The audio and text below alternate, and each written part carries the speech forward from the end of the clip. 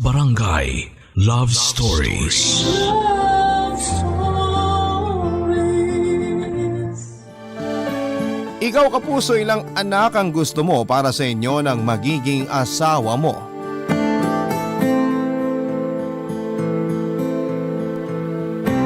Dear Papa Dudut, magandang araw sa inyo at sa ating mga kabarangay. Tawagin niyo na lamang po ako sa pangalang Neri. Hindi ko po tunay na pangalan. 25 years old, nakatira dito sa Maynila at nagbabantay ng isang maliit na tindahan. Na-discover ko ang inyong programa na Barangay Love Stories nang lumuwas ako dito sa Maynila para magtrabaho. Ilang taon na rin ang nakakalipas at ngayon lamang ako nagkaroon ng lakas ng loob na sumulat sa inyo kahit alam ko na pwede akong mabash dahil sa kwentong ibabahagi ko sa inyo. Pero dahil ramdam ko na may aral po itong maiiwan sa ating mga kabarangay, ay nilakasan ko na ang loob ko na gawin ang liham na ito. Papadudot, laking probinsya talaga ako at hanggang high school lang din ang natapos ko. Marami po ako naging iba't ibang trabaho noon dahil hindi magaan ang buhay namin. Ulila na ako sa mga magulang at nakikitira sa bahay ng ate ko na may asawa at anak na rin. Hanggang sa naglakas loob na akong lumuwas ng probinsya. Mabuti na lamang at may pinsan po akong handang tumulong sa akin ng panahon na yon, Papa Dudut.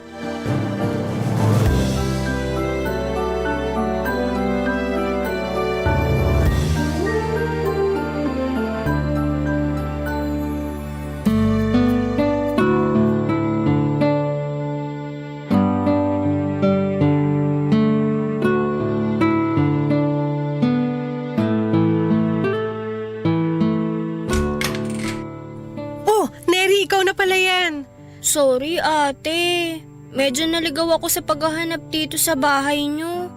Magkakamukha kasi halos lahat ng mga bahay dito sa subdivision. Tapos magkakalayo pa. Kaya natagalan ako sa paglalakad at paghahanap dito sa address nyo. Ganito talaga dito, maraming naliligaw. Halika, pasok ka na. Salamat Ate Lorna. Parang ang konti naman yata ng dala mong gamit. Isang bag lang talaga? Oo, hindi rin naman kasi ako mahilig bumili ng mga damit kaya konti lang talaga ang mga gamit ko. Karamihan nga ng laman ng bag ko, mga importanteng papel ko lang din. Ay nako, buti ka pa. Matipid. Ako kasi napakagastos ko. Hindi ko mapigilan bumili ng mga bagong bag, sapatos, lalo na kapag gusto ko yung design. Turuan mo nga ako maging matipid. Sige ate, tuturuan kita. Madali lang naman yun. Lagi mo lang isipin na hindi mo naman magagamit lahat ng mga bibilihin mong gamit. Pero grabe, ang laki pala talaga nitong bahay nyo. Hindi naman masyado, sakto lang. Anong hindi masyado? Ito palang sala nyo. Kasing laki na halos ng pinagsamang sala, kwarto at kusina dun sa bahay ng kapatid ko. Maliliit naman kasi talaga ang mga bahay sa probinsya. Pero nakakamiss ang sariwang hangin doon ah. Sobra ate. Pagbaba ko pa lang ng bus kanina, halos maubo-ubo na ako dahil ang kapal at itim ng usok sa paligid. Ganun talaga rito. Masasanay ka rin sa paglipas ng mga araw at buwan na nakatira ka rito sa amin. Sweetheart, nakita mo ba yung relo ko? Di ko kasi mahanap sa kwarto natin eh. Ay oo, sweetheart. Binulsa ko muna tong relo mo. Nakita ko kasi kanina sa tabi ng TV. Eto oh. Ayun, salamat sweetheart. Diyan ko lang pala naiwan, nakala ko sa office. Oh, may bisita pala tayo? Ah, siya yung sinasabi ko sa'yo na pinsan kong galing probinsya. Si Neri. Neri si Arthur, live-in partner ko. Hi Kuya Arthur. Hi din, Neri. Sana magtagal ka rito sa bahay kasi may pagkatamad tong Ate Lorna mo eh. Uy, grabe ka naman sa akin. Aray, ang sakit naman ng hampas mo sa balikat ko, sweetheart. Ikaw kasi sinisiraan mo ako sa pinsan ko. Totoo naman yung sinabi ko ah. Marunong naman ako ng mga gawaing bahay, no? Hindi ko naman sinabi na wala kang alam pagdating sa mga gawaing bahay. Ang sabi ko lang, may pagkatamad ka. Magkaiba yun, sweetheart. Ewan ko sa'yo. Nakakatuwa naman po kayong mag-asawa. Ang cute niyo po maglambingan. Naku, Neri, wag mo na nga kaming pinupo. Kasi mukha namang ilang taon lang ang tanda namin sa'yo eh. Tsaka hindi pa naman kami totoong mag-asawa ni Lorna. Pero malapit na rin. May mga bagay lang kami na inaasikaso bago kami tuluyang magpatali sa isa't isa.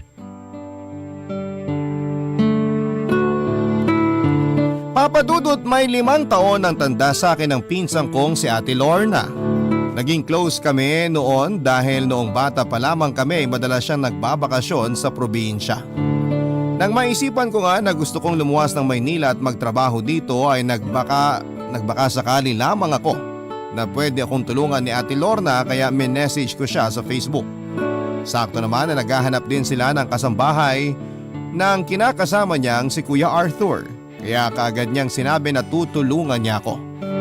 Siya nga rin na nagpadala ng pera para pandagdag sa pamasahe ko paluwas ng Maynila kaya malaki talagang naging pasasalamat ko sa kanya. Papadudot na nibago ako nang makarating ako sa Maynila lalo na sa mga appliances na meron sa bahay ni Ate Lorna.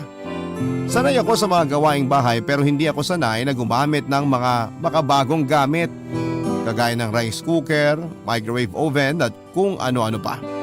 Wala naman kasing mga ganong gamit sa kinalakhang kong buhay sa probinsya. Pero dahil mabait si Ate Lorna at Kuya Arthur ay masyaga nila akong tinuruan sa paggamit ng mga appliances sa bahay nila. Naging maayos ang mga unang linggo at buwan ng pagtatrabaho ko bilang kasambahay kina Ate Lorna.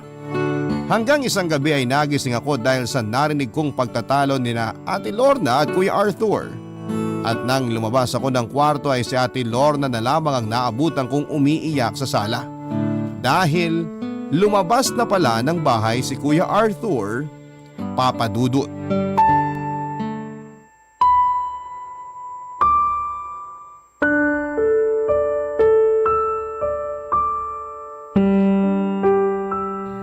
Ate Lorna, ito ang baso ng tubig. Salamat, Neri. Gusto mo na mag-init ako ng tubig para magawan kita ng tsaa? Hindi na. Ayos na tong tubig. Pasensya ka na kung nagising ka ng dahil sa pagtatalo namin ni Arthur. Ayos lang kasi mababaw pa rin naman yung tulog ko kanina. Saan pala pupunta si Kuya Arthur? Magpapahangin lang pero uuwi rin yun mamaya. Baka magpapalipas lang ng init ng ulo niya sa labas. Ate? Madalas ba kayo mag-away ni Kuya Arthur ng gaya nito? Hindi naman masyado. Talaga? Sa totoo lang, medyo nagulat ako sa lakas ng boses niya kanina. Parang nun ko lang siya narinig na sumigaw ng ganun kalakas. Siguro kasi pagod siya sa trabaho kaya gano'n na lang kainit ang ulo niya. Narinig mo ba kung ano yung pinag-awayan namin kanina? Medyo, pero hindi naman lahat.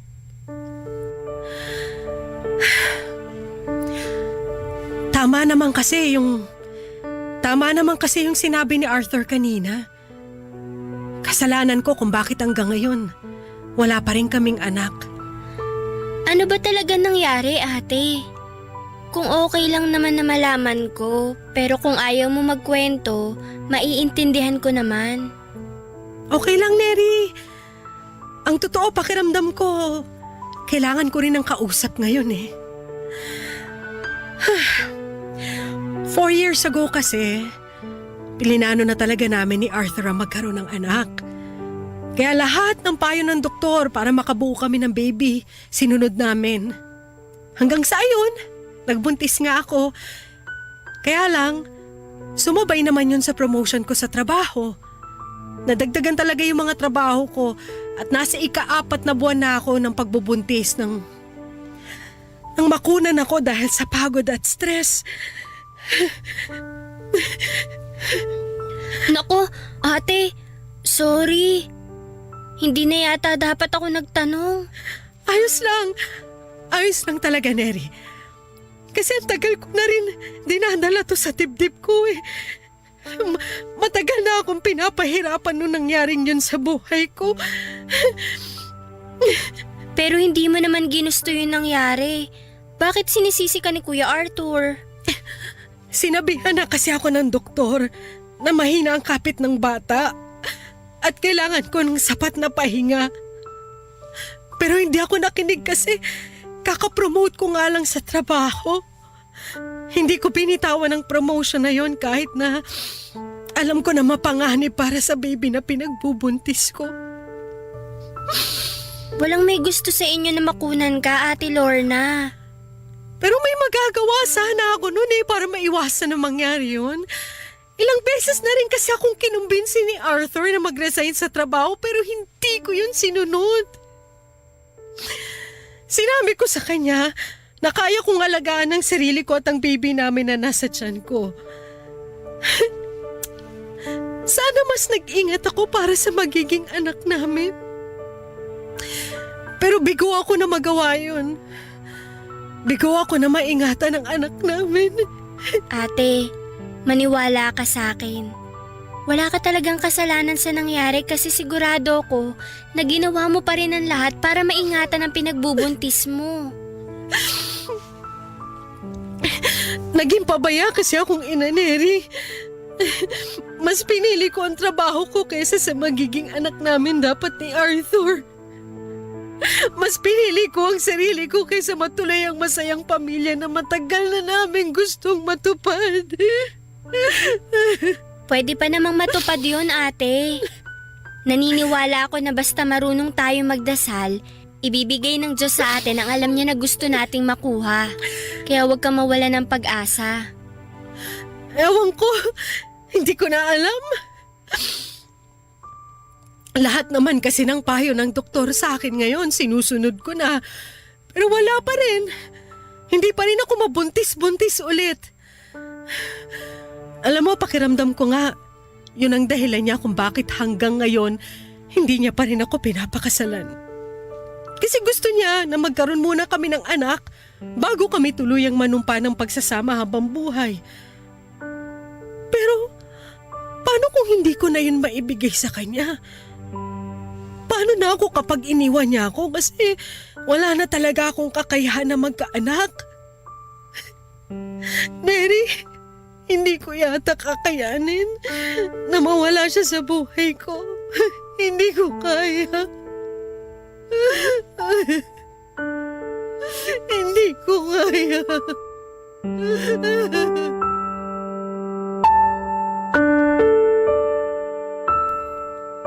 Papadudot na awa talaga ako noon kay Ate Lorna. Noong gabi kasi nalagising ako dahil sa pagtatalo nila ay narinig ko ang panunumbat na sinabi ni Kuya Arthur sa pinsan ko.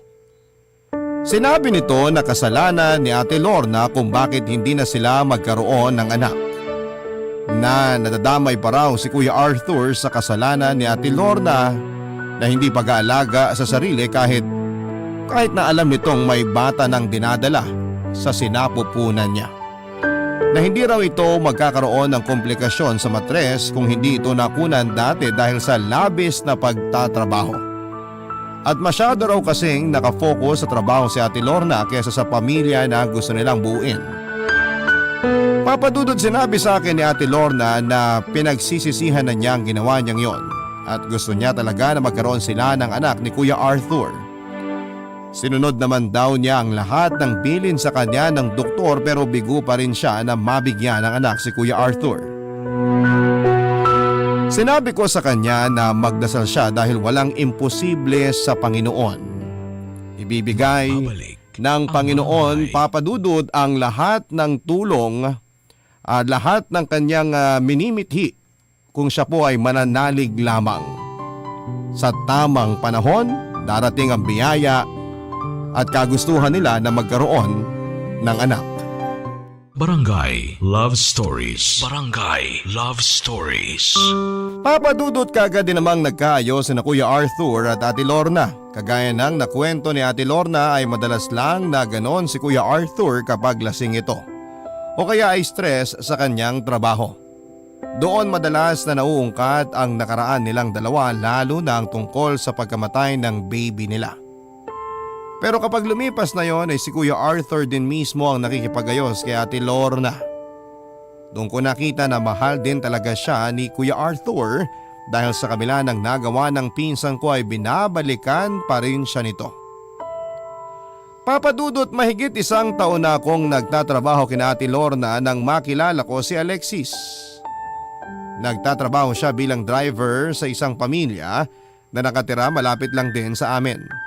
Nagkapalagayan kami ng loob hanggang sa maging boyfriend ko na siya, Papa Dudut.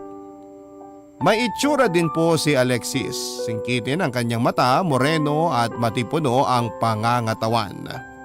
Tumagal din ang mahigit kalahating taon ng relasyon naming dalawa hanggang sa mabuntis ako.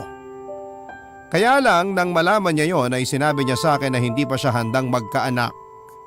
Sinisi niya pa ako at sinabihan na dapat daw ay nag-iingat ako para hindi ako nabuntis. At pagkatapos ng araw na yon ay hindi ko na siya muling nakita o nakontak pa, Papa Dudut.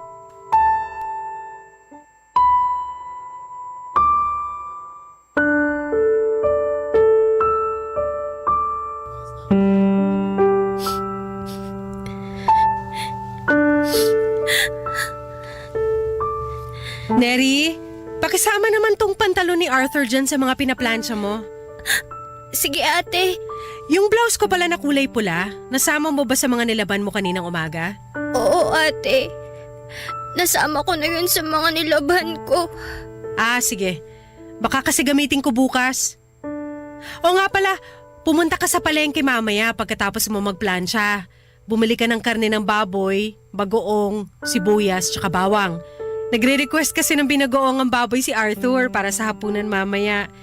Pero ako naman ang magluluto, kaya makakapagpahinga ka pagkatapos mong mamalengke. Okay, sige. Pupuntahan na lang kita sa kwarto mo kapag tapos na ako sa pamamalansya ko dito.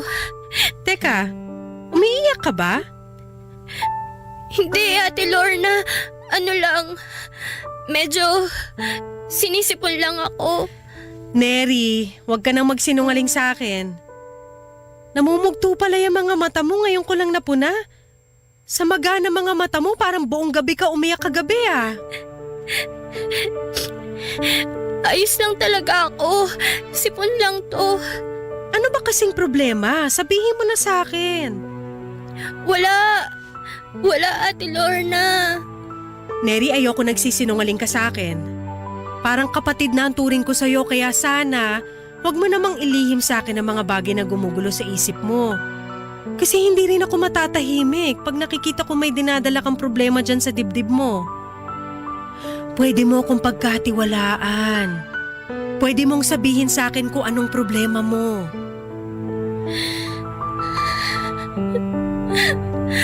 Ano kasi, ate? Buntis ako. Ha? Buntis ka? Sinong ama niyan? Si Alexis. Alexis? Yung driver dun sa malaking bahay na may automatic na gate? Oo, siya nga. Alam na ba niya yung tungkol sa pinagbubuntis mo? Oo, alam niya na rin, ate. Anong sabi niya? Anong plano niyong dalawa? Ayun na nga ang problema ko, ate. Mula nung nalaman niyang buntis ako, hindi ko na siya nakita pa. Ang sabi ng mga kasama niyang kasambahay sa bahay, umuwi na raw si Alexis sa probinsya nila. Hala! Paano yan? Nakukontak mo pa ba siya? May iba ka pa bang kakilala na pwedeng lapitan para makausap mo siya? Wala na, Ate Lorna. Wala naman akong kakilala na ibang kamag-anak niya. Tapos, lahat ng number niya na nakasave sa cellphone ko, hindi ko na rin makontak. Nako! Mahirap talaga hanapin yung tao na ayaw magpakita. Ikaw ba? Ano nang plano mo ngayon? Hindi ko nga alam, ate. Hindi ba naman kasi talaga ako ready maging nanay? Ni wala pa nga akong malaking naiipon para sa sarili ko. Tapos magdadagdag pa ako ng papakainin ko. Kung bakit naman kasi nabuo pa tong baby sa tiyan ko. Huwag mong sabihin yan. Alam mo naman na biyaya ng Diyos ang bawat batang mabubuhay sa sinapupunan ng isang babae. Kaya hindi ka dapat nagsasalita ng ganyan. Pero hindi pa nga ako ready maging nanay. Ayokong pareho kaming lumaking naghihirap ng magiging anak ko. Pwede ka naman naming tulungan ni Arthur. Pero alam mo, may naisip akong paraan para hindi ka mabigatan sa dinadala mo ngayon na problema. Hindi ko nga lang alam kung sasang-ayon ka dito sa naisip ko. Ano yun, Ate Lorna? Kung okay lang sa'yo, aampunin na lang namin ni Arthur ang magiging anak mo. At kung gusto mo, pwede rin kitang bayaran para sa baby mo. Para naman makapagsimula ka ng totoong bagong buhay, Neri.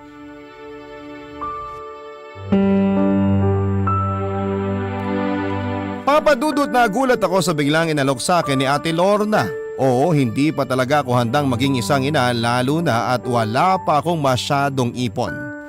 Gusto ko pa rin talagang magbuhay dalaga. Pero hindi ko alam kung kaya ko bang ipamigay o ibenta ang ipinagbubuntis kong anak. Sinabi ni Ate Lorna na pag-iisipan ko dapat ang inaalok niya sa akin. Sinabi niya rin na pwede ko siyang bigyan ng presyo kung magkano ang gusto kong pagbenta sa anak ko sa kanya. Sasagutin niya lahat ng check-up at vitamins ko hanggang sa sa akin na pumayag ako na ibenta ang baby na ipinagbubuntis ko.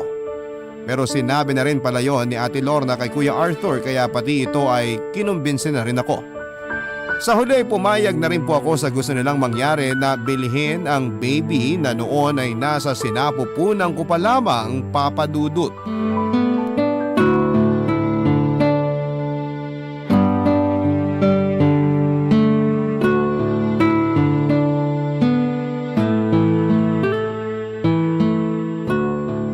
Hindi pa ba gising si Neri? Hindi pa. Kaya nga ako na rin ang nagluto ng almusal ngayon kasi alam ko na maaga ang pasok mo sa trabaho. Nandyan na nga pala yung kape mo sa lamesa. Hindi na nga lang masyado mainit yan kasi kanina ko pa sinalin yan sa tasa mo mula sa coffee machine habang naliligo ka kanina. Gusto mo ikuha na lang kita ng bago? Naku, wag na. Okay na to. Salamat. Nagmamadali na rin ako kasi may maaga akong client meeting ngayon. May binigay nga palang bagong vitamin si doktora kay Neri kahapon.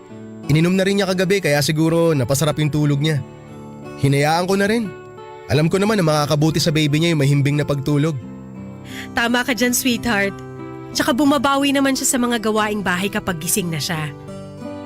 Alam mo, sweetheart, sobrang excited na talaga ako sa magiging anak natin. Ako rin. Buti nga pumayag ka kaagad nung sabihin ko sa'yo na gusto kong ampunin natin yung pinagbubuntis ni Neri. Siyempre papahayag ako. Alam mo naman kung gaano katagal ko nang gusto na magkaroon tayo ng anak, di ba? At least ngayon, manggagaling pa sa mismong pinsan mo yung baby at hindi kung kanino lang, di ba? Yan din talaga ang nasa isip ko. Magkakaroon na tayo ng anak tapos matutulungan pa natin si Neri na magsimula ulit sa buhay niya. Ay, sweetheart, kailangan ko na palang umalis kasi baka malate pa ako sa meeting. Babaunin ko na lang yung sandwich na ginawa mo. Sa office ko nakakainin. Okay, sige. Sakto naglagay na ako ng isa dito sa lalagyan. Eto na, sweetheart. Nandito na rin sa bag, pati yung lunch mo mamaya. Thank you, sweetheart. Alis na ako ha. Pakis nga. Mwah! Bye, see you later. Ingat ka, sweetheart ha. Bye! Magigising na rin siguro yun si Neri. Salinan ko na nga siya ng kape. Good morning, Kuya Arthur. Oh! Good morning din. Mabuti naman at gising ka na, Neri. Upo ka na dito. Sakto, ito na yung kape mo. Hindi ko na nilagyan ng gatas yan. Alam ko kasi na black ang gusto mo sa kape. Naku, salamat po. Nakakahiya naman, kayo pa ang nagtimpla ng kape ko. Mukhang kayo rin na nagluto nitong fried rice, longganisa at itlog ah. Oo, ako nga. Wala kasi akong pasok ngayon sa trabaho.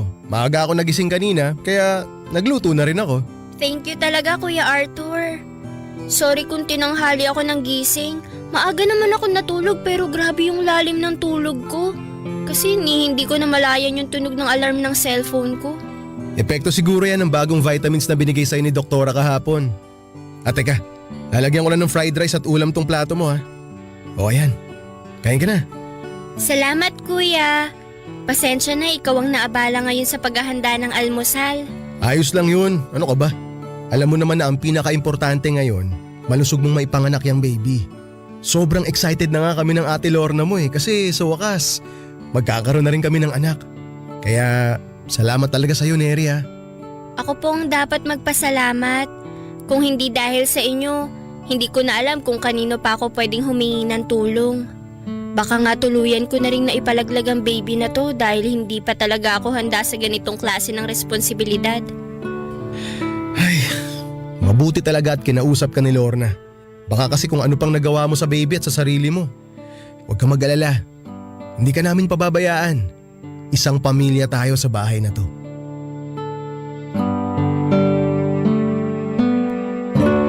Papa Dudut, nagkwento pa noon si Kuya Arthur kung gaano niya kagusto ang magkaroon ng anak.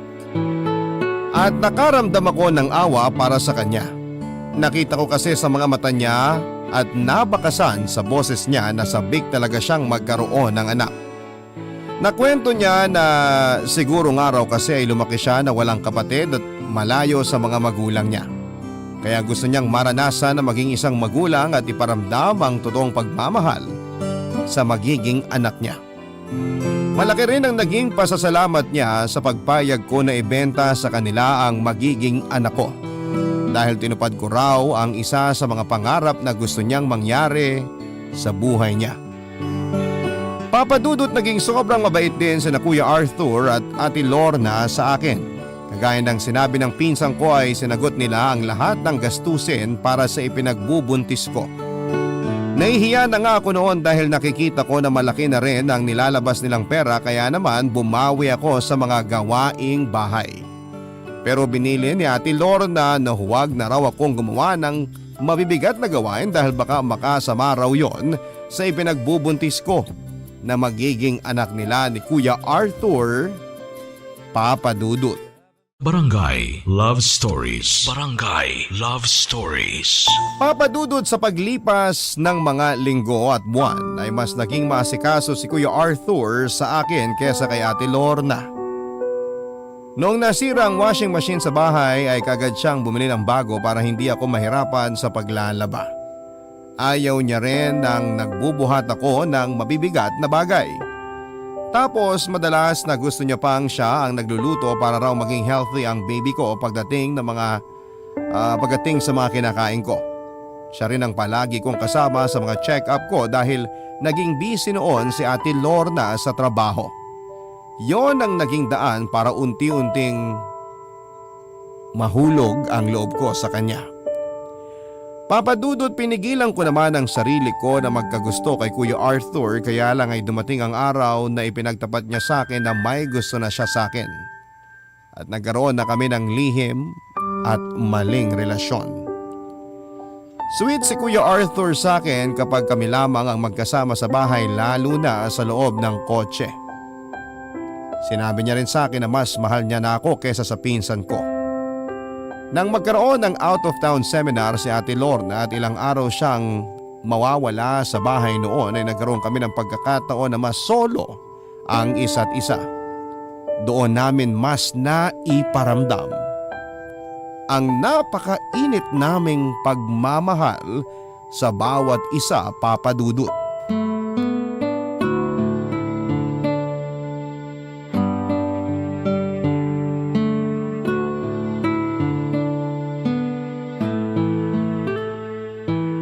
Huy! Ang bango naman ng niluluto mo, Neri. Ginisang munggo lang naman to. Teka, papatayin ko lang yung apoy sa kalan kasi luto na to. Ang aga mo yata nakauwi ngayon galing sa trabaho. Inagahan ko talaga kasi gusto ko na masolo kita kahit sandali lang. Pakis nga ako rito. Kuya Arthur, wag mo akong halikan sa leeg ko, nakikiliti ako.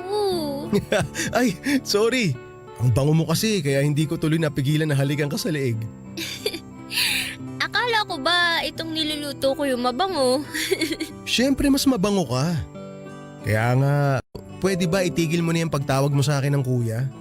Hindi mo naman na ako kuya eh. Boyfriend mo na ako kaya dapat Arthur na lang ang itawag mo sa akin. Okay, sige. Arthur. Pakis nga ako sa lips. Arthur, parang may narinig ako naglalakad papunta dito sa kusina. Si Ate Lorna yata yun. Lumayo ka sa akin kasi baka mapansin niya pa tayo. Okay, sige. Buti na lang hindi traffic. Hindi ako nahirapang bumiyahe pa uwi. Hi sweetheart! Oh, Arthur! Nandito ka na pala sa bahay.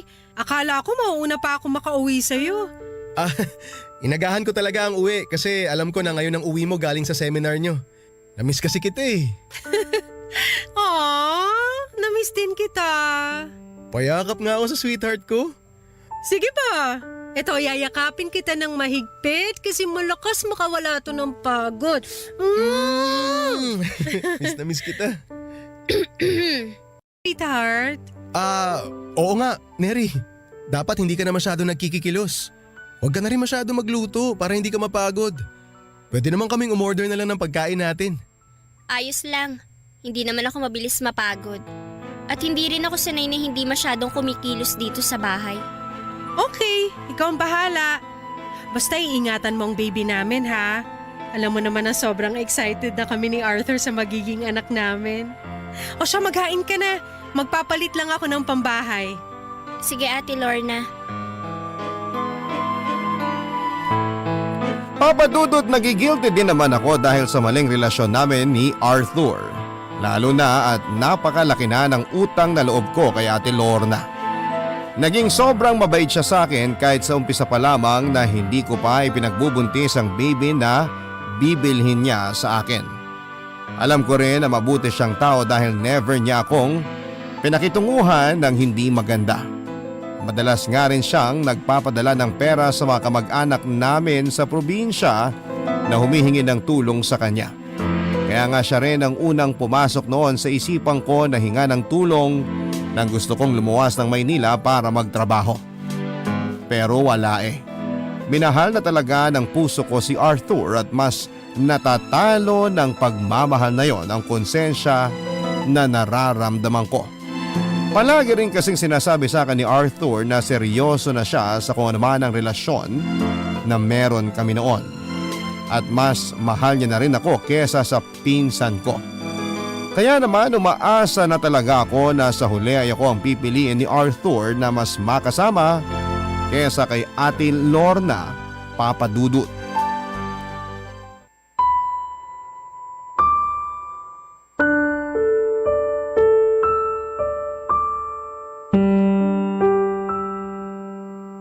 Neri naman, kausapin mo na ako. Mamaya na. Hindi mo ba nakikita na busy ako sa paglilinis nitong lalagyan ng mga plato? Eh di kausapin mo ako habang ginagawa mo yan. Alam mo Arthur, nakakaistorbo ka lang dito eh. Pumasok ka na nga lang sa loob. Baka mamaya magising pa si Ate Lorna at maabutan tayo nag-uusap dito. Siguradong magtataka yun. Sige, ganito na lang. Ako na lang ang gagawa niyan habang kinakausap mo ako. Bakit ba ang kulit mo? Sinabi ko na nga mamaya na lang tayo mag-usap, di ba? Eh kasi kagabi mo pa ako hindi kinikibo eh. Sinabi ko na sa'yo na masakit ang ulo ko kagabi. Ano bang mahirap intindihin dun? Masakit ba talaga ulo mo o nagsiselos ka lang? Kasi alam mo na 6th anniversary namin ni Lorna kahapon at nag-date kami. Kaya ka nagsiselos. Bakit naman ako magsiselos? Si Ate Lorna naman talaga ang girlfriend mo, di ba? At pampalipas oras mo lang ako kaya wala akong karapatang magselos. Ano ba yung sinasabi mo? Hindi kita pampalipas oras lang, Neri. Alam mo yan. Hindi mo naman maaalis sa akin na isipin yun kasi hindi naman talaga ako ang girlfriend mo. Pero ikaw naman ang pipiliin ko sa huli. Talaga? Ako ang pipiliin mo kaysa kay Ate Lorna? Oo. Kasi ikaw na nga ang mahal ko. Ang tagal ko nang sinabi sa'yo yan di ba? Kaya huwag ka nang umiyak. Kasi baka makasama pa yan sa magiging baby natin eh. Halika nga rito. Yakapin kita para kumalma ka. Basta ito ang tatandaan mo. Mahal kita. At wala nang magbabago ron. Okay? Anong ibig sabihin nito? Ate Lorna? Bakit nakayakap ka sa boyfriend ko, Neri? At ikaw, Arthur, ano yung narinig ko na mahal mo si Neri? Kailan niyo ba ako niloloko? Lorna, sandali lang. Magpapaliwanag ako. Pero pwede ba kumalma ka muna? Hindi! Huwag mo ako lalapitan at mas lalong huwag mo ako hahawakan! Ngayon sagutin niyo ang tanong ko! May relasyon ba kayong dalawa? Ate Lorna, sorry. Sorry! Sorry para saan? Para sa pambababoy niyo dito sa pamamahay ko? Lorna, please! Kumalma ka lang! Huwag ka sumigaw! Bakit? Nahihiya kayo marinig ng mga kapitbahay natin na may ahas at baboy akong pinatira dito sa mismong pamamahay ko? Saka ano ba pumasok sa isip mo, Arthur? Pipiliin mo talaga ang diskrasyada babae na yan kesa sa akin? Ate Lorna, sumusobra ka na. Bakit naman ako hindi pipiliin ni Arthur? Alam naman natin na hindi hamak na mas lamang ako sa'yo. Dahil kaya kong bigyan ng anak si Arthur, hindi kagaya mo na may bulok na matres. Ang kapal na mukha mo! Wala kang utang na loob, Neri! Lorna, tama na! Ito na Huwag mo siya sabunutan! Bitawan mo siya, Lorna! Ano pa? Tinulungan kita! Pinakain kita! Binuhay kita! Kakalboyin talaga kitang babae ka! Pwede ba, Lorna, kumalma ka? Umalis ka dyan sa harapan ng haliparot na babae na yan, Arthur! Dahil sisirain ko talaga ang mukha niya! Arthur! May dugo! Naku, Dinudugo ako, Arthur! dinudugo ka nga, Neri! Relax ka lang! Lumapit ka sa akin! Sandali! Huwag kang mag-alala! Bubuhatin na kita! Dadaling kita sa ospital! Mabuti nga sa'yo! Ayoko mawala ang baby ko!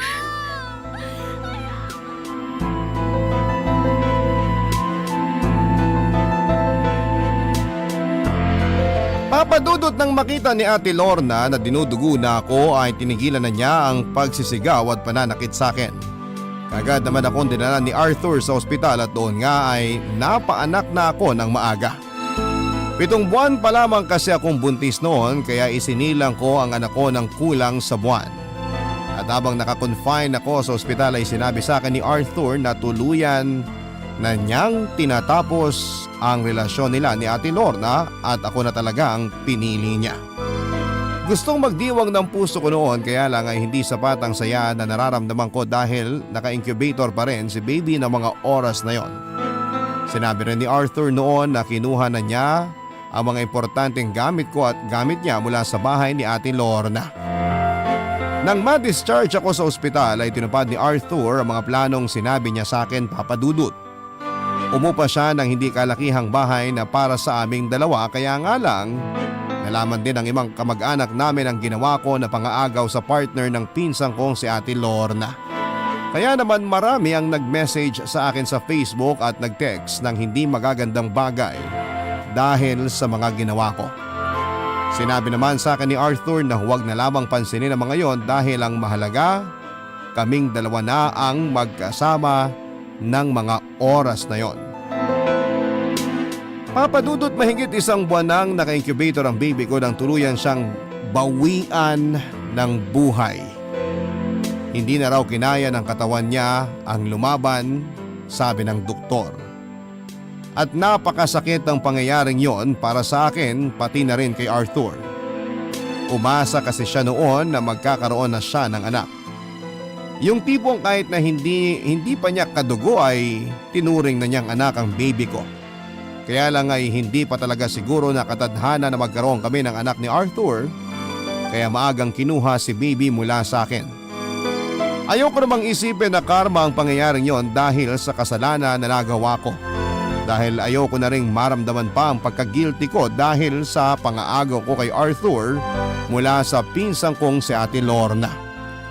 Sa ngayon, Papadudot, halos 3 taon na kaming nagsasama ni Arthur pero hindi pa rin ulit ako nabubuntis. Minsan nga ay napipressure na rin po ako dahil nararamdaman ko na gusto na ni Arthur na magkaroon kami ng anak. Palagi niya kasing tinatanong kung hindi pa raw ba na-delay ang menstruation period ko.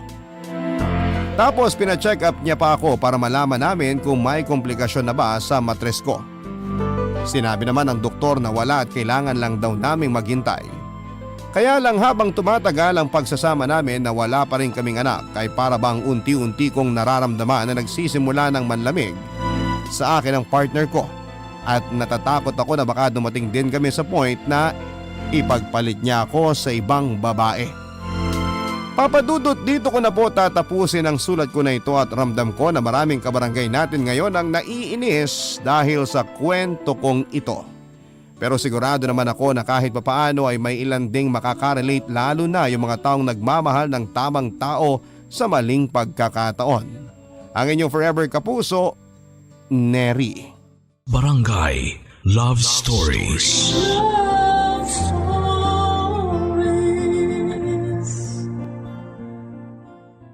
Barangay LS 97.1. 97.1. Number 1. Forever. Kabarangay, i-share mo ang iyong barangay love stories. Sabay-sabay nating pakinggan ang iyong kwento ng pag-ibig, buhay at pag-asa. Ipadala lang sa barangaylovestories@yahoo.com. Ang mga kwento ng pag-ibig, kwento ng buhay at kwento ng pag-asa dito sa Barangay Love Stories. Love Stories. May mga taong ayaw magbanat ng buto para kumita ng malinis na pera. Mga taong walang ibang kaya kundi ang dumepende sa iba. Ikaw, kabarangay, naranasan mo na bang manggamit ng iba? Dear Papa Dudut, ako nga pala si Paulo, 25 years old at isang proud sugar baby o baby boy ng mga matatandang babae o matrona. Madalas ay byuda ang mga target ko. At syempre required na may kaya sila sa buhay o maraming koneksyon para mapakinabangan ko. 19 years old ako noong nagsimula kong pakinabangan ang kagwapuhan at katawan ko. Para sa mga matronang magsustento sa akin.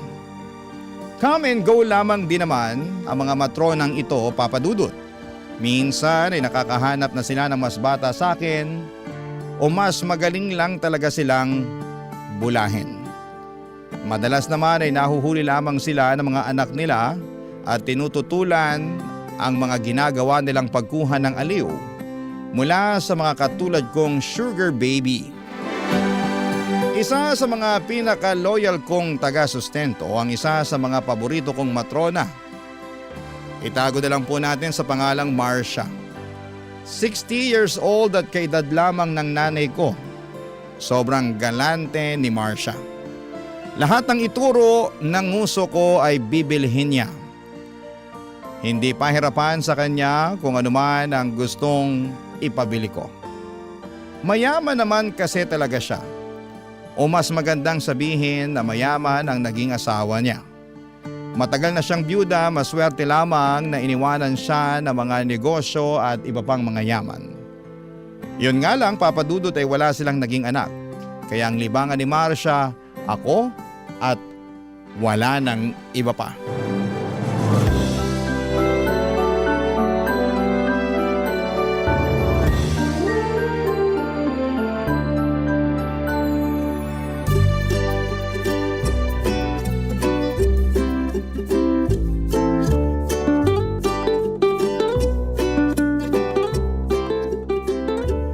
Pau-pau ko. Ay bakit na kasi maangot ang baby ko? Kasi naman. Huwag na lang pala, nakakahiya. Ngayon ka pa ba nahiya sa akin? Nakita ko na ang lahat sa'yo eh. Uy, huwag maingay. Baka marinig ng iba. Mayinggit pa bigla. Iinggitin ko talaga sila. Kasi wala silang baby boy na pinagpala na makinis pa. Nawawala na nga ang kinis ng balat ko dahil sa stress eh. Ay, hindi na to kaya ng moisturizer lang. Ay, bakit ba kasi? Ano bang kailangan ng pawpaw ko? Wag na. Sasarilihin ko na lang to.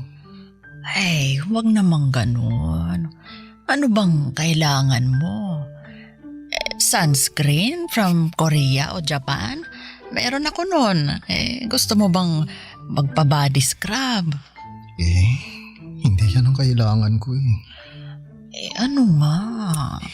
Nai-stress kasi ako, baby. Paano ba naman? Malapit nang kumupas yung mga t-shirt ko, kakalaba. Wala na rin sa uso. Hirap na ako mamili ng isusuot kada aalis ako. Yan lang ba ang problema mo? After ng meeting ko mamaya, pagsha-shopping kita. Hindi dapat kumukupas ang damit ng baby ko. Kasalanan ko rin naman. Kasi palagi ako naglalaba. Hand wash pa. Nai-stress na naman ako bigla. Tingnan mo naman itong mga kamay ko. Hawakan mo. Ay, ang lambot naman ng kamay mo. Hindi na nga malambot ang mga kamay ko eh. Tingnan mo nga oh. Konti na lang kasing gaspang na ng talampakan ko yung mga palad ko. Dahil sa kakalaba ko to eh. Bakit kasi ikaw pa ang naglalaba? Bakit hindi mo na lang ipalaundry? Ako na lang ang magbabayad. Wala kasi akong tiwala sa mga laundry shop. Baka mamaya mapag-interesan pa nila ang mga damit ko. Alam mo namang puro branded tong damit ko. Oo, alam kong branded yan. Ako kaya ang bumili lahat ng mga damit mong yan. O diba? Kaya nga sayang kung nanakawin lang sa laundry shop. Kaya sana, ang gusto ko, bagong automatic washing machine. Yung meron na ring dryer para hindi na ako magpiga. Saka para tuyo na agad yung mga damit ko. Naku, yan lang naman pala ang kailangan mo. Hindi mo na lang ako diniretso. O sige, bibigyan kita ng perang pambili niyan. Yun! Thank you my loves The best ka talaga. Saka syempre, huwag mong kakalimutan yung bayad para dun sa utility man na magkoconnect at mag-aayos ng washing machine sa bahay ha? Oo, may kakilala ko.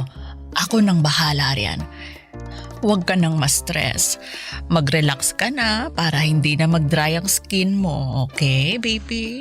Ay, tsaka yung sunscreen na rin pala. Orderan mo na ako ng marami. Pero gusto ko yung galing Korea para oppa ang datingan ko sa arawan. Noted sa lahat ng yan. At mamaya, mag-grocery na rin tayo para may stocks kayo ng nanay mo sa bahay ninyo. Okay? Ay, kahit kami na lang ni nanay ang mag-grocery. Idagdag mo na lang sa allowance ko. Kasi banding kasi namin ni nanay yung pamimili. Alam mo naman na bihira na kami magkasama kasi palaging ikaw yung uuna ko. Kaya bigyan mo na lang ako ng pera pang grocery. Kami nang bahala ni nanay doon. Love you. Uy, yung pambili ng washing machine Naalala ko ang unang gig ko sa pagiging sugar baby. Isang matandang babae na meron pang asawa. Meron namang basbas mula sa baldado niyang asawa ang pagkakaroon niya ng sugar baby. Kaya hindi ako masyadong na-guilty noon. Pero sa unay, mandidiri ka talaga kung hindi ka pa sanay sa ganong kalakaran. Pikit mata ko na lamang na tinanggap ang gustong ipagawa sa akin ng unang naging sugar mommy / matrona ko. Kapalit naman kasi noon ay pera. Malaking tulong ang perang kinikita ko sa pang sugar mommy para sa amin ng nanay ko. Papadudot hindi malaki ang mga unang kinikita ko noon dahil nagsisimula pa lamang akong bumuo ng pangalan ko sa industriya ng sugar babies. Pero sapat naman na yon para masustentuhan ang mga pangangailangan namin ni nanay noon. Kami na lamang kasi ang magkasama sa buhay. Sa pagkakatanda ko ay 7 years old lamang ako noong iniwan kami ni tatay para sumama sa mayamang babae. Pinili niya ang babaeng yon kesa sa amin. Inamin niyang nasilaw siya sa pera at palibasa nga ay mahirap kami noon at siguro'y napagod na lamang si tatay na magtrabaho ng magtrabaho. Pero hindi naman kami umangat sa buhay. Kaya noong may nagpakita sa kanya ng interes, agad na niyang sinunggaban at iniwan kami ni nanay bilang kapalit.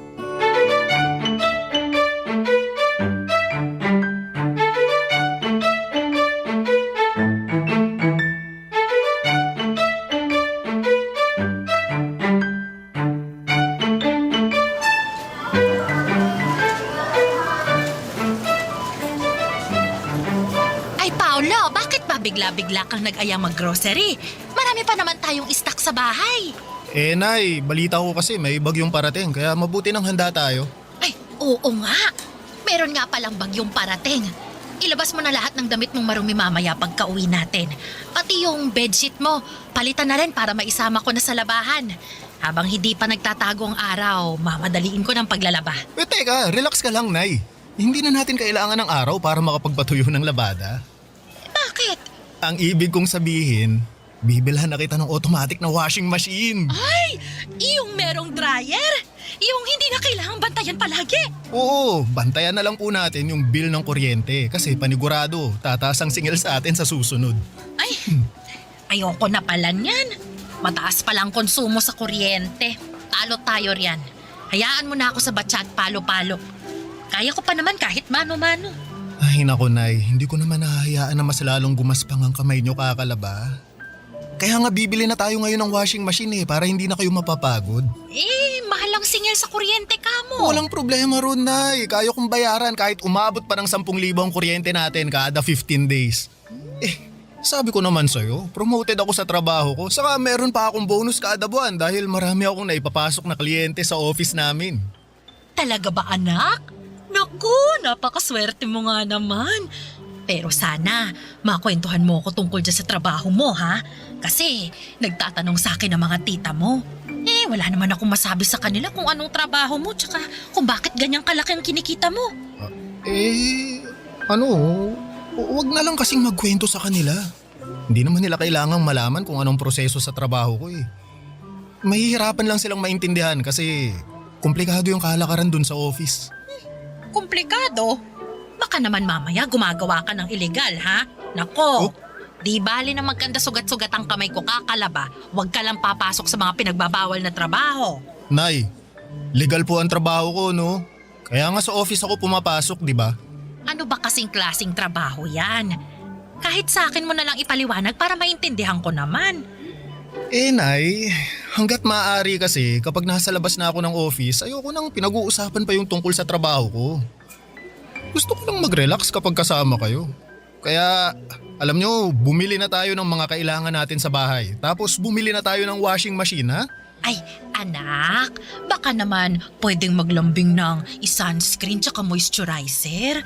Kasi alam mo naman ang nanay mo. Nagkakaedad na. Kailangan ko ng panlaban sa katandaan. Nakita ko sa Facebook mainam daw ang sunscreen araw-araw. Ano ko, Nay? Merong regalo sa akin ng boss ko ng mga sunscreen galing Korea. Ay! Oo, bukas kukunin ko sa office. Yun yung gamitin mo para pwede ka nang humilera dun sa mga bida nung K-drama. Naku! Galing talagang Korea. Ay, maiinggit lalo sa akin ang mga kapitbahay natin pag nakita nilang kulay Koreana na ako. Mas lalo pa silang maiinggit kapag pinakinis pa kita lalo. Ay, paano mo naman ako mapapakinis, nak? Naku, Nay, magpapa-facial ka twice a month. Hindi lang yan, ha?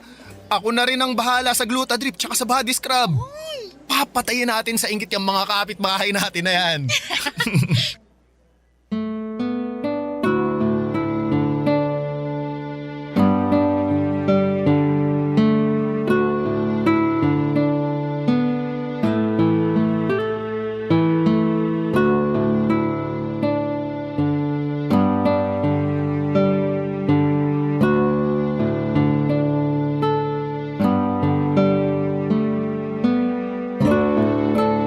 Papadudot, hindi alam ng nanay ko ang tungkol sa pagiging sugar baby ko. Bakit ko naman sasabihin sa kanya? Alam ko namang pipigilan niya ang ginagawa ko. Lalo't sa ganong dahilan kami iniwan ni tatay noon. Naniniwala naman siya na nagtatrabaho ako sa opisina. Noong hindi pa ganong kalakas at kadalasang kita ko sa pag-sugar baby, inakala ni nanay na nagtatrabaho ako sa call center. Sa gabi na kasi ako lumalabas ng bahay at tanghali na akong umuwi. Siyempre sa gabi ako madalas kinikita noon ng mga matrona ko. Nag-i-stay kami sa motel hanggang bago magtanghalian. Pagkatapos noon ay umuwi ako kaagad para makaligo na. Para matanggal kahit papaano ang pandidiri ko sa ginagawa ko noon. Hanggang sa tumagal at nasanay na ang katawan ko na dumadampi sa katawan ko ang mga matatandang mga babae. Nasanay na akong umaasa sa kanila sa lahat ng kailangan kong pangpinansyal. Hindi ko nga nakikita ang sarili kong nagtatrabaho sa opisina o kahit saan pa maliban sa pagiging sugar baby ko. Mas madali ang pera. Mas malaki kumpara sa kinikita ng iba. Siguro isang pasasalamat na lamang din na natutunan ko ang ganitong kalakaran dahil sa tamad kong tatay. Sabi nga nila mga kapuso like father like son, ika nga. Wala na akong balita kay tatay at kung nasaan man siya. Sana ay ubos na ang pera ng babaeng pineperahan niya, Papa Dudut. Barangay Love Stories. Barangay Love Stories. Papa Dudut, naibili ko na si nanay ng automatic washing machine. Kita ko kung gaano siya nag-relax nang maibili ko ng washing machine. Nakaharap na lamang siya palagi sa salamin at pinagmamasdan ang mapula niyang labi at pisngi dahil sa mga makeup na binili ko sa kanya. Lagi din siyang nagsiselfie ng walang filter. Hindi na niya kailangan ng filter kasi sobrang kinis at puti na niya dahil sa Glutadrip na naging maintenance na niya, Papa Dudut. Nakakatuwa na makita ang aliwalas ng mukha ni nanay. Relax at hindi na siya stress. Hindi gaya nung naghihirap pa lamang kami. Ni bumili ng bagong tsinelas ay hindi niya magawa para sa sarili niya. Palagi niyang nire-repair ang pigtas na tsinelas niya gamit ang wire at goma. Yun marahil ang inspirasyon ko para ipagpatuloy ang pagkayod bilang sugar baby. Ayoko nang makita si nanay na nagre-repair ng lumang tsinelas gamit ang wire at goma. Gusto ko siyang bilhan palagi ng bagong labas na mga sandals at sapatos. Kaya naman sinikap kong galingan ang pambobola sa mga matrona ko. Isa na sa ginagalingan ko ng pangbobola ay si Deli. Senior na rin at isang biyuda, Papa Dudut. Mabusisi ito sa mga inaabot niya sa akin at hindi kasing galante ni Marcia. Pero malawak ang koneksyon niya sa gobyerno at iba pa. Kaya alam kong magagamit ko yon para maambunan ako ng tulong balang araw kapag kinakailangan na.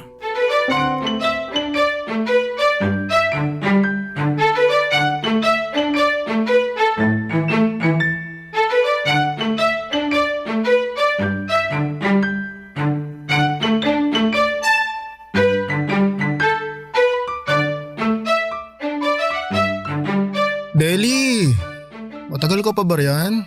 Kanina pa ako rito sa kamo. Babad na ako rito. Teka lang at may inaasikaso akong mahalaga. Gusto mo ba lumabas na lang muna ako dito sa hotel para hindi ka maistorbo? Nakakapagtrabaho naman ako kahit nandyan ka. Diyan ka na lang sa kama. Humilata ka riyan at mamaya tatabihan na kita. Nabuburyong na kasi ako rito Lahat na ng posisyon sa paghiga, nagawa ako na. Buksan mo na lang ang TV. May cable naman na ata dyan Manood ka ng balita para updated ka sa mga kaganapan sa Pilipinas.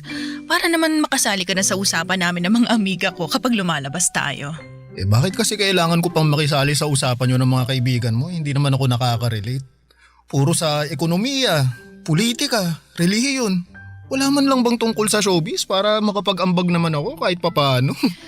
Ay nako, hindi nakakahasa ng utak ang mga chismis at showbiz.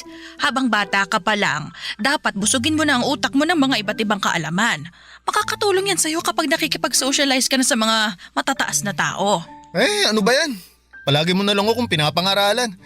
Ang pinunta ko rito, lambingan. Hindi lecture, ha? Lambingan ba talagang pinunta mo o allowance? Syempre, kapag may lambing, matik na yung allowance. Ay, nako ka. Mabuti na lang talaga at gwapong-gwapo ka. At malaki ang katawan. Kaya sulit ang allowance na inaabot mo sa akin, di ba? Kahit payat tong utak ko. Deli, Ay, wag mo na akong kulitin sa allowance mo. Nagdagdag na ako last month. Aba, matuto ka namang makontento. hindi naman yun eh. Ay, ano pala? Baka naman pwede mo matulungan yung tsuhin ko na nakulong. Kapatid yun ni nanay. Nakikiusap sa akin na magawa ng paraan yung kaso niya. Oh, bakit sa akin ka lumalapit? Attorney ba ako? Pulis? Alam ko kasing marami kang koneksyon. Ano bang kaso ng tsuhin mo? Nakapatay. Nakapatay? Ewan ko ba dun sa tsuhin ko? Hold-upper pala. Tapos ayun, hindi niya sinasadyang mapatay yung hino-hold up niya. Tinutukan lang naman ng bread knife ng tsuhin ko yung hino-hold up niya kaso biglang pumalag yung biktima. Sinuntok yung tsuhin ko. Syempre, kailangan lumaban ng tsuhin ko. Sinaktan na siya, di ba? Kaya ayun, napuruhan niya yung biktima. Paano, Deli? May lusot kaya? Marami pa akong kailangang alaming detalye. Siya, susubukan kong gawa ng paraan. Yay! Teka, saan pa ba ang masakit sa'yo para malagyan ko na ng ointment? Yung tuhod mo? Nagbabadya ba ng rayuma yan? Yung balakang? Aling buto mo yung tumutunog ngayon para mahimas ko na. Ha?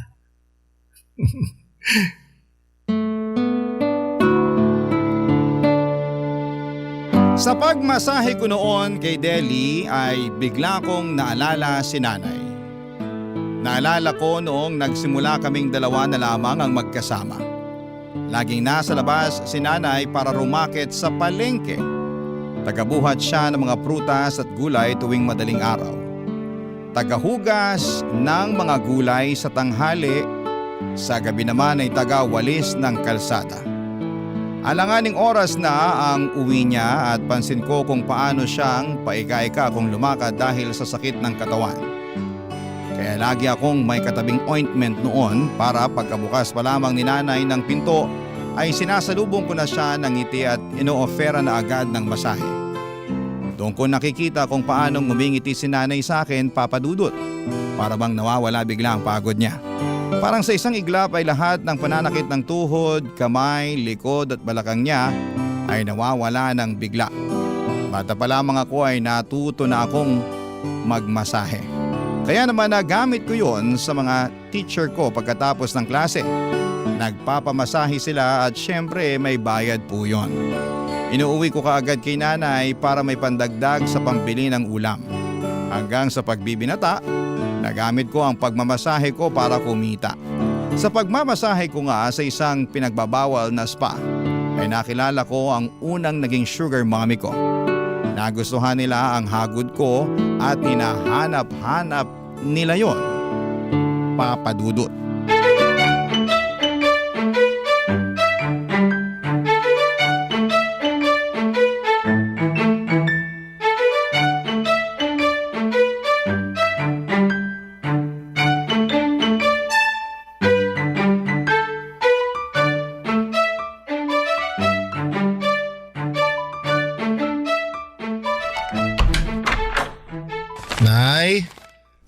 Nay, nakauwi na po ako.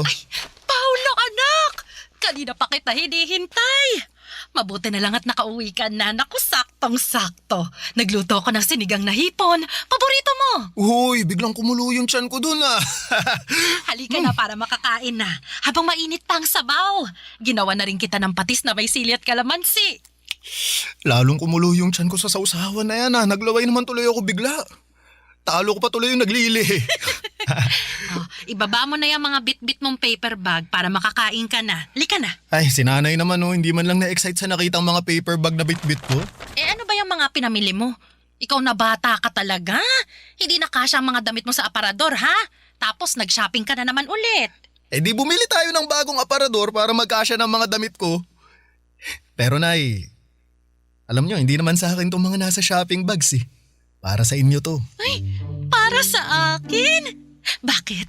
Birthday ko na naman ba, anak? Oh, bakit? Tuwing birthday ka lang ba dapat regaluhan? Wala namang okasyong kailangang i-celebrate para bilhan mo ko ng regalo. Nay, gusto ko lang i-celebrate ang pagiging best nanay nyo sa buong mundo. Anak ha, ang corny mo na. Naghahanap ka lang ng dahilan para gumastos eh. Nasa mall na kasi ako kanina. Nakita ko ang daming bagong labas ng mga damit. Feeling ko bagay sa inyo lahat ng pinamili ko. Check nyo, dali. Ito oh. Patingin nga. Anak, ang gaganda nito, hala. Oh, di ba? Ang mamahal din ako. Ay nako, isuli mong lahat ng to. Anak, masyadong mahal. Parang 2 buwang groceries na natin to eh. Magkano ba? Ay, naku, baka pa nga 4 na buwan pa. Oy, Nay. Hindi ko na po isusoli yan, no? Sa inyo na yan. Enjoyin nyo na lang para kapag nagsisimba kayo ng mga plastic nyong friends, meron kayong ipangrarampa. Patayin nyo sila sa inggit, Nay, ha? Make your son proud, ha? Naku, ikaw talagang bata ka. Kung iniipon mo na lang ang perang pinangbili mo rito, hindi natin alam kung anong mangyayari kinabukasan. Kailangan handa tayo. Oh, ito na yung huling beses na bibilhan mo ko ng luho, ha? Mag-iipon na tayo. O sige po, kung saan kayo magiging masaya. Mag-iipon tayo, pwede tayong bumili ng bahay para hindi na tayo umupa. Magnegosyo tayo, tapos mag-travel tayo sa buong Pilipinas at sa buong mundo. Tapos bibili tayo ng... Oo. Nay, naku, kakasabi ko lang kung saan kayo magiging masaya eh, tapos bigla naman kayong iiyak dyan. Pasensya ka na, anak, ha? Masyado lang siguro akong masaya. Hindi pa rin kasi ako makapaniwala na umaasensa na tayo. Dahil sa'yo. Dahil sa pagpupursige mo. Salamat, ha? Nay. Bigla na lang sumasakit tong puso ko kapag naaalala ko yung pinagdaanan natin mula nung iniwan tayo ng tatay mo. Yung hiya ako sa'yo noon, anak, kapag nakikita mong minumura na ako ng landlady natin dahil hindi ako makabayad. Kung paano tayo tumatakas tuwing madaling araw kapag alam nating alanganin na tayong makabayad. Bigla kong naalala kung paano tayo nagtsatsagang matulog sa waiting shed dahil walang kamag-anak natin ang gustong magpatuloy sa atin kasi wala silang tiwala sa atin. Akala nila pag nanakawan natin sila. Kasi alam nilang kapos tayo. Nakakahiya, anak. Kaya pasensya ka na, ha? Kung hindi kita naigapang ng maayos noon. Tapos ngayon, imbis na akong bumawi sa'yo, ikaw pa rin ang gumagawa ng paraan para mabuhay ako. Pasensya na, anak, ha? Pasensya na kung kulang ang galing ko sa pagiging ina. Papadudot para akong dinudurog sa mga iyak at salita ni nanay. Ramdam ko noon ang sama ng loob niya dahil hindi niya naibigay sa akin ang buhay na masagana. Hindi ko naman siya sinisisi kailanman kung naghirap kami. Kay tatay lang talaga ako galit noon, wala akong tampo kay nanay. Alam kong ginawa niya ang lahat, kaya nga nagpursige ako para makaahon kami sa hirap. Ginawa ko po ang lahat kahit pa sabihin ginamit ko ang katawan ko para mabuhay kami. Wala akong ibang gustong mangyari kundi ang mabigyan ng magandang buhay si nanay, Papa Dudut. Bata pa lamang ako ay pinangako ko na yon sa kanya. At hanggat kaya ko, hanggat napapakinabangan ko pa ang itsura at katawan ko ay hindi ako titigil na gawin yon. Niyakap ko si nanay at pinatahan. Sinabi ko sa kanya na hindi na niya muling mararanasan ang hirap sa buhay. Kaya naman tinupad ko ang pangako ko sa kanya na mag-iipon kami para sigurado ang magiging kinabukasan namin. Pinahawak ko kay nanay lahat ng kinikita ko at marunong po kasi si nanay na mag-ipon. Marami rin siyang nakwento na pwede naming pagkakitaan. Oo lamang ako ng oo. Sino ba namang hindi sisipaging umoo Kitang-kita ko sa mukha ni nanay ang saya habang nagkukwento ng mga balak niyang gawin kapag meron na kaming sapat na pera. Papa Dudut, kahit sino namang anak, may ingganyong pumayag. Masaya ang nanay mo eh. Hindi ba't yun naman ang goal ng bawat anak? Barangay Love Stories. Barangay Love Stories. Nag-focus ako sa goal namin ni nanay na makaipon ng malaki. Una naming plano ay makapagbukas ng negosyo. Meron ng listahan si nanay ng mga balak nitong negosyo na kaya ng ipon namin. Tuwing gabi ay pinag-uusapan namin kung paano yon maa-achieve. Kakasimula pa lamang namin noon ang pag-iipon kaya alam kong medyo matatagalan pa bago namin magawa ang ibang plano namin. Hindi na ako lumustay pa ng pera para sa mga material na bagay, nagche-check na rin kami ng mga murang bahay sa probinsya. Pangarap kasi ni nanay na makabalik ng probinsya para doon na tumira. Gusto kong tuparin yon para sa kanya. Dinagdagan ko na rin ang ibang sugar mommy ko at merong yung mga nakilala ko online. Sapat na sa kanila na hinaharot ko sila at pinapadalhan ng mga masiselan na mga pictures. Kumagat na rin po ako sa mga ganap online para sa mga bakla. Nagpapadala din po ako ng mga pictures na masiselan sa kanila. At dahil doon ay mas nadagdagan pa ang kinikita ko. Pero syempre hindi ko pinabayaan ang dalawang main matronas ko, sina Deli at Marcia. Higit sa lahat ay sila ang pinaka makakatulong sa akin para sa mga pangarap namin ni nanay. Kaya naman ginalingan ko sa kanila lalo. Lahat ng gusto nila dapat ay sundin ko.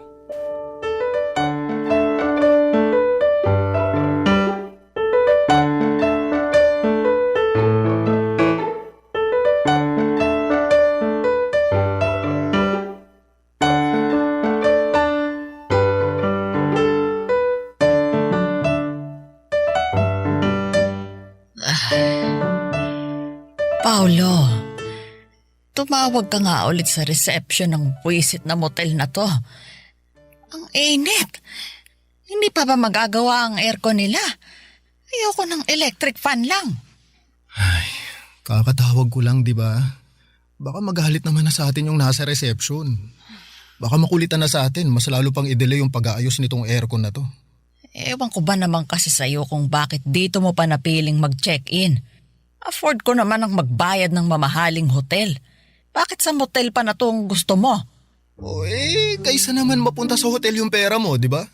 Sa akin mo na lang ibigay. Panigurado namang mag-e-enjoy ka sa akin ngayon. Pang 5-star review ang galawan ko mamaya, abang ka lang. Ikaw talaga? Dinadaan mo ako palagi sa ganyan, ha? Ikaw lang tong nakapagpapapayag sa akin na humiga sa kama ng cheap na motel na to. Di ako sanay sa ganito.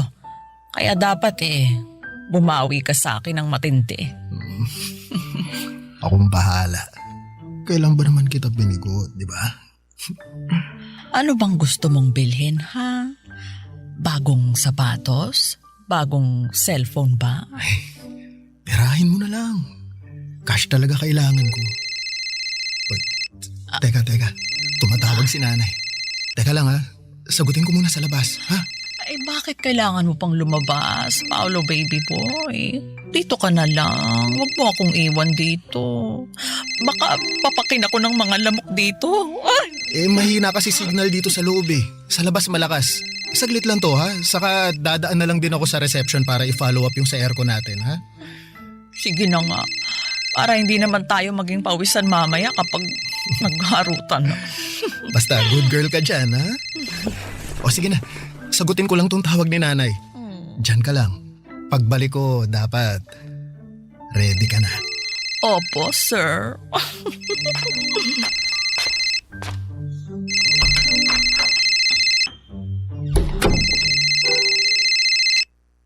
Hello, Deli? Napatawag ka? Kanina pa kita tinitext, hindi ka nagre-reply. Nako, sorry. Kasama ko kasi si nanay eh. Nagluluto kami. May balita na ba dun sa pinapaayos kong permit para sa negosyo ni nanay? Kaya nga ako tumawag sa'yo. Ayos na yon. Pumunta ka na lang bukas sa opisina ko. Pag-usapan natin yung mga kailangan yung ipasa. Ako na lahat ang mag-aasikaso nun. Yes! Hulog ka talaga ng langit, Deli! Salamat Ay, thank you. May kapalit to, no? Alam ko, akong bahala sa'yo. Gusto mo ba sa office natin gawin? Bakit pa ba kita papupuntahin ng opisina ko kung hindi ko rin gustong gawin ng alam mo na? Akong bahala. Bawing-bawi ka sa tulong mo sa akin. Oh, sige na. Babalikan ko na si nanay. Magluluto pa kasi kami ng ulam eh. Usap na lang tayo bukas, ha? Good night. Bye.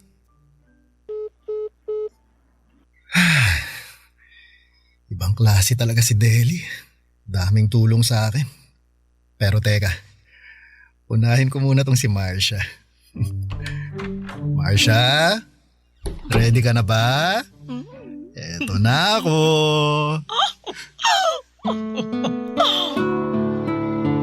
Totoo po ang sinabi ko kay Marcia. Wala akong girlfriend, puro sugar mommy, oo. Pero yung karelasyon talaga ay wala. Ayoko. Sakit lamang yon ng ulo. At saka ayokong gumagastos para sa iba. Maliban kay nanay at sa akin. Madamot ako sa ibang tao. Parang hindi ko kayang i-share ang mga kinikita ko sa ibang tao. Kahit nga maraming babae ang lumalapit sa akin para magpapansin, para magpakita ng interes. Pero hindi ko talaga sila trip dahil alam kong wala naman akong mapapala sa kanila. Saka sa pagdaan ng panahon ay natuto na ako maging praktikal, Papa Dudut. Alam kong pera ang dapat mangibabaw sa lahat. Kung hindi naman yon maibibigay sa akin ng isang babae, wala siyang magiging puwang sa buhay ko. Pangarap at sinanay lang ang pinagkakaabalahan ko sa lahat. Sa pagdaan pa ng mga buwan sa tulong ng mga sugar mommy ko ay malaki nga ang naipon namin ni nanay. Hindi na rin problema mga permit sa negosyo at sa mga tatangkilik dito. Dahil bahala na raw si Deli doon. Yun talaga ang nagustuhan ko kay Deli. Hindi man siya kasing galante ni Marcia pero gusto niya akong maging wais sa pag-handle sa pera. Siya pa nga itong tumutulong sa akin para makaipon pa ng mas maayos. Hanggang isang araw.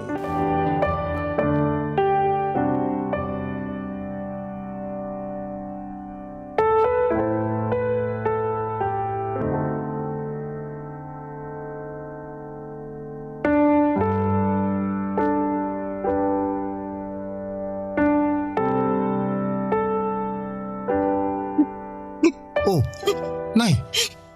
Nay, okay lang po kayo? Anak! Nay, ano bang nangyayari? May masakit ba sa inyo? Bakit? May namatay po ba? Anak! Huwag kang magagalit, ha? Kinakabahan naman ako sa inyo, Nay. Ano po ba yun? Sabihin nyo na. Anak! May boyfriend ako. Boyfriend? O ano ngayon? Hindi ka ba nabigla? Nako, Nay. Bakit pa ako mabibigla? Pinaganda nga kita ng pinaganda, di ba? Dextrose mo na ang glutat, puro ka make-up. Bakit pa ako mabibigla na nakabingwit ka ng boyfriend? Kayo naman, no? Yan ba ang sa tingin mo, ikagagalit ko? Walang problema sa akin kung may boyfriend ka na, Nay. Matagal na rin naman nung iniwan tayo ni tatay eh. Deserve niyong magkaroon ng bagong lalaki na magmamahal sa inyo. Mas bata siya sa akin, Paolo. Halos kaedaran mo. Sugar mommy daw niya ako. Ano? Sugar mommy? Ikaw, Nay?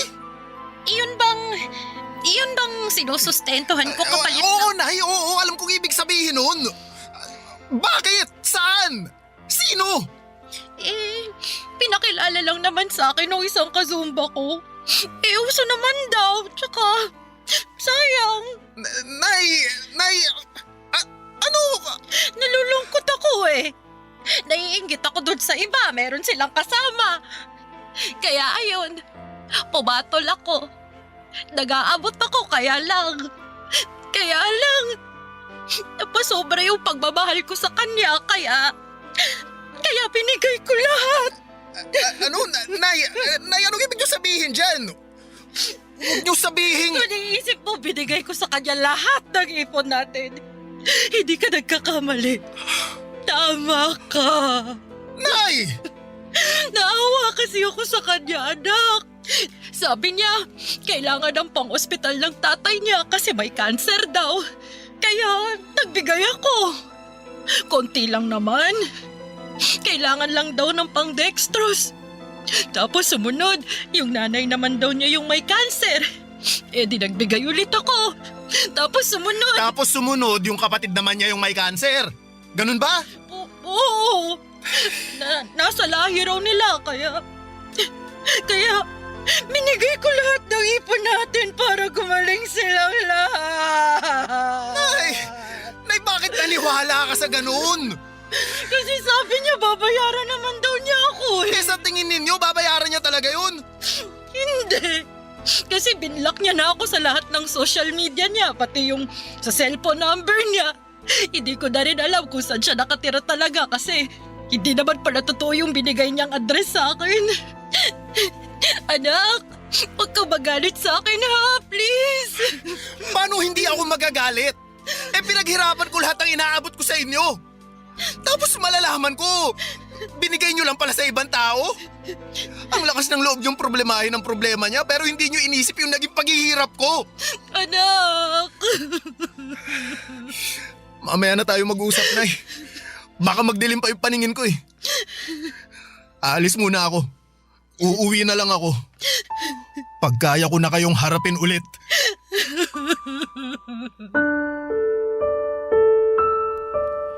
Papadudot, muntikan ko nang aminin noon kay nanay ang tungkol sa pagiging sugar baby ko. Para maintindihan niya kung gaano kahirap ang pinagdadaanan ko para lamang kumita ng pera. Para lamang makapag-ipon kaming dalawa. Pero itinikom ko na lamang ang bibig ko. Masyado nang maraming nangyari at baka mas lalo pang sumama ang loob ni nanay kapag nalaman niya ang katotohanan. Nagpatuloy ako sa aking buhay at kinausap si Deli para humingi ng tulong para makahanap ng paraan na matunton ng sugar baby ng nanay ko. Para lamang mabawi ko naman kahit kalahati sana ng pera na ibinigay ni nanay sa kanya. Naging malabo na rin na mahanap namin dahil si nanay mismo ay ayaw nang makaharap pa ang lalaking yon. Ipagpasa Diyos na lang daw namin ang lahat para sa mga ganong tao na nanggagamit ng kapwa nila para sa pera. Bigla naman akong kinabahan dahil tulad ng lalaking yon ay namimera din ako ng iba. Pinabayaan ko na nga lang din, Papa Dudut. Siguro'y yun na rin ang karma ko dahil sa mga pinerahan kong matatanda. Pero hindi naman ibig sabihin ay hihinto na ako sa kalakaran. Ang pagiging sugar baby lang ang alam kong paraan para mabuhay kami ni nanay at makabawi ulit. Papadudot, nagpatuloy ako sa ganong buhay. Nagsimula ulit kaming mag-ipon. Ang mahalaga na lamang sa ngayon ay natuto na si nanay at nangako na siyang hindi na ulit magpapahulog sa isang sugar baby o baby boy. Maraming pong salamat sa pagbasa ng aking liham. Ang inyong kapuso at kabarangay forever, Paulo. Ano ang masasabi mo sa ating Barangay Love Stories today? Aabangan namin yan sa aming comment section.